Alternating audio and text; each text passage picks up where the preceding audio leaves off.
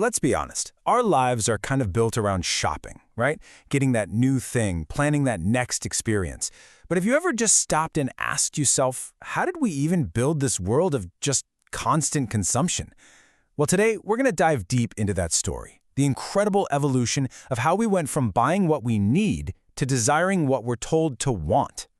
I mean, think about it. It's literally all around us. We live in this total blur of commercial messages, of these perfectly crafted desires, and they all promise one thing: you can have it right now. It's the absolute magic of one-day delivery. It's that never-ending treadmill of fast fashion, where a trend is hot one minute and poof, gone the next by design. It's the sneaky little art of product placement, weaving brands so seamlessly into the shows and movies we love that we barely even notice. And of course, it's that quiet, nagging frustration of built-in obsolescence, the fact that the things we buy are literally designed to break, to be replaced, and to be thrown away faster and faster. So yeah, this all feels completely normal to us. But the crazy thing is, this reality is a really, really recent invention. So the big question is, how on earth did we get here? How did we go from a world of needs to a world of endless wants? Well, to figure that out, we've got to go way back.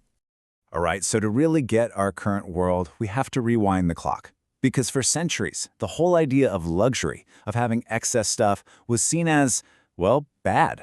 It was viewed with this deep suspicion, like it was morally corrupting and a total distraction from living a good, virtuous life.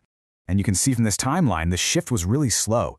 Back in the 15th century, you had all this new wealth from trade, but it clashed with this moral economy, which led to wild events like the Bonfire of Vanities in Florence, where people literally burned things they thought were too tempting.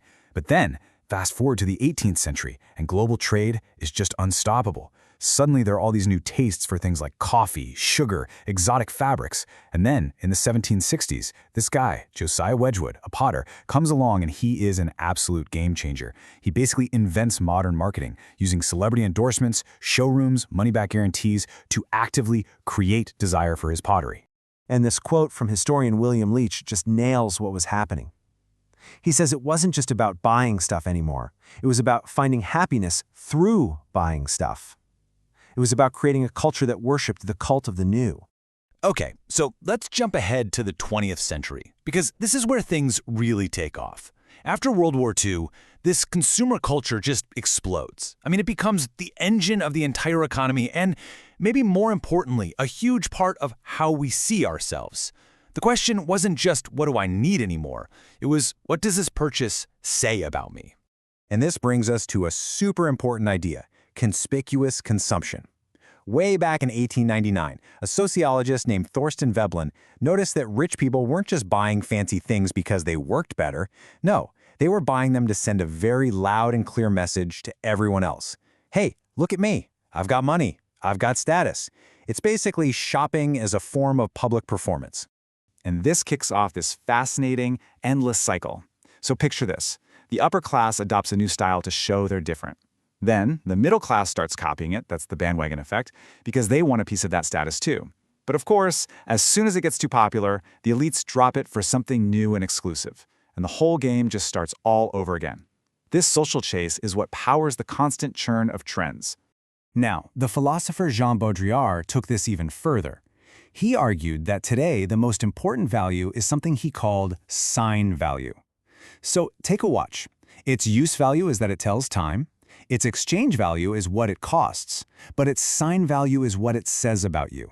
A Rolex doesn't just tell time, it screams success and wealth. The object becomes a symbol, a word in the language we use to tell the world who we are, something that's gone into overdrive with social media and personal branding. And you have to understand, this didn't just happen by accident. It was a very deliberate strategy.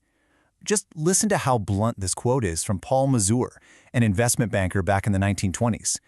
He said we have to actively train people to desire things, to want new stuff before the old stuff is even worn out. It was a conscious plan to build an entire economy based on making us want more and more and more. So, we did it. We built this unbelievably productive society that can create almost anything. But at what cost? Pretty soon, critics started pointing out some really serious side effects, not just for the planet, but for our own well-being and our communities. The economist John Kenneth Galbraith pointed out this huge paradox he called private opulence and public squalor. And you see it everywhere, right? We have these amazing, luxurious cars that we drive on crumbling, potholed roads. We pack these gourmet picnics and fancy coolers to go sit by a polluted river. Our obsession with getting our own private stuff often comes at the direct expense of the public things we all share. And all of this can lead to a feeling I think we've all felt at some point: alienation. It's that sense that you're just stuck on a hamster wheel, right? Chasing these desires that maybe aren't even yours, that were planted there by an ad, all in the search for a happiness that never quite shows up. We end up feeling disconnected from what we truly, authentically need. This is such a great way to understand a really abstract idea. On the left, you've got Van Gogh's painting of a pair of shoes. I mean, you can feel the story in them, the hard work, the muddy fields, a whole life. They're full of depth. Now, look at the right. Andy Warhol's shoes. They're just a slick, flat, glittery image. There's no story, no context, they're just a surface. And the philosopher Frederick Jameson used this comparison to argue that this is what our consumer culture does. It creates this depthlessness, where everything is just a superficial image. Okay, but is that the whole story? Is it really that bleak? Are we all just passive zombies who are brainwashed by advertising? Or is it possible to find real meaning and value in this world of things? So that's the question we have to ask, right? Is every single purchase we make just an act of shallow consumerism? Or can we actually consume with some kind of depth? Because the truth is, we're not just mindless drones. We actively push back and create our own meaning. We take mass-produced stuff and turn it into unique DIY projects. We use gift-giving to build real connections with people we care about. Think about your hobbies, your collections. You're not just consuming, you're building a passion, an identity, finding these little pockets of authenticity right in the middle of a mass-market world. Of course, even when we try to do the right thing, it's not that simple. We run smack into the ethical consumer dilemma. The global supply chain is so incredibly complicated that it's almost impossible for any of us to know the real story behind what we buy, from the working conditions of the people who made it to its actual environmental footprint. Which brings us to this final thought to chew on.